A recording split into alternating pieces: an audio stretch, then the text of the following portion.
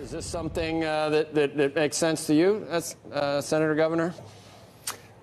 Joe, it does, but with one caveat. Yeah. I think we should tax, appreciated assets on their capital gains, just as we do tax people when they sell things when they're living. Historically, though, I've been in favor of eliminating the estate tax. I think we should have a progressive income tax. But when you get north of 50% or right at 50% in income taxes, and then you tax people's estates in addition to that once they've passed, you compound that out, it gets, to be 65, 70%. So, yeah, and that is double taxation. So, okay, so you would get rid of the estate tax and then go ahead and tax the stepped up stuff when they die? Yeah. And I think that's the way they do it in some other countries. Canada may be one of them. But as one of your colleagues there mentioned, really the estate tax these days is really a tax on the unprepared. I mean, people who are looking forward have accountants and lawyers, and they find ways around this. And so it really doesn't apply to that many people. How about some of the other proposals that we're seeing? Did you watch both nights of the debate? With Clockwork Orange, you were strapped in a chair and your eyes were like. Did you see both of those? I watched a fair amount, but I'm going to wait until the field is winnowed a little bit to watch the wall-to-wall coverage. Yeah, but every single person said we should give free health care to illegal immigrants, right? Yeah, and that particular position may come back to haunt them in the general election. It's nice to be able to promise some of these things, but they got to be realistic.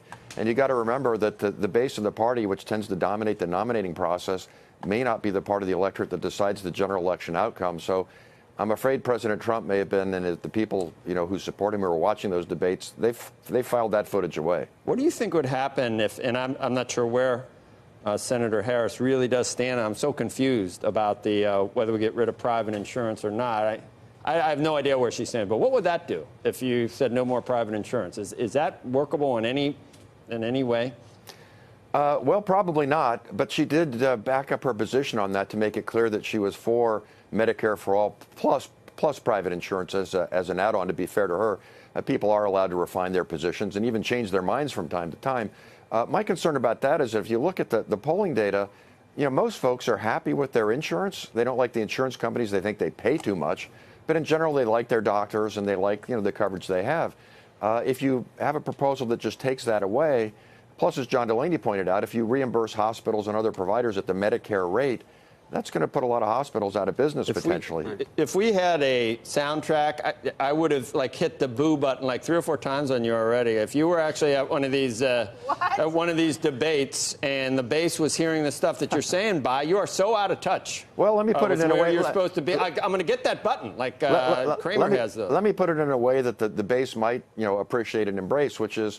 Barack Obama did a good job expanding coverage to the less fortunate. He did a good job on trying to get costs at least a little bit under control. We should build on that and extend on that rather than throwing everything out because, as you recall, the first election after Obamacare was passed, the Republicans were all swept in, and that started an 8-year effort to completely repeal the expansion of Medicaid and all the other things that were done to help less fortunate people. Senator, we should learn from that and not go down, that path again. Senator, there's a fabulous article. If you haven't read it, viewers should read it over the week, just from this last week in the Washington Post, about the fact that the center, the centrists just don't exist anymore, that we have this idea of what we think of as the center.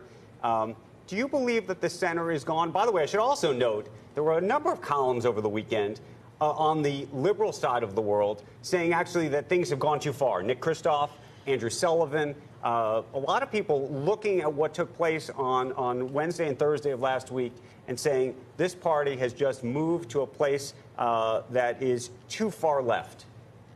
Well, there were a couple of columnists in the New York Times that said, look, they were sort of moderate Republicans or centrists saying, look, Democrats, I don't like President Trump. Please don't drive me away. Right. So, to your point, that's the Karl Rove theory of politics, which is there really are no moderates. There is no center. It's just all about polarization and energizing the base. There are a couple problems with that. First, I do think there are, at the end of the day, some moderates and independents who may not decide primaries, but are pretty important in general elections. You can look at the House this last time. A lot of the seats we picked up, Democrats picked up, were with people who'd served in the military and were more moderate in their views. So they're still out there, even if they're not predominant in primaries.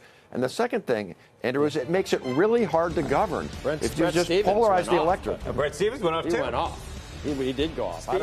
Steve Schmidt had a line. Did you see that? Howard Schultz's advisor said you're either going to end up with a socialist or a sociopath.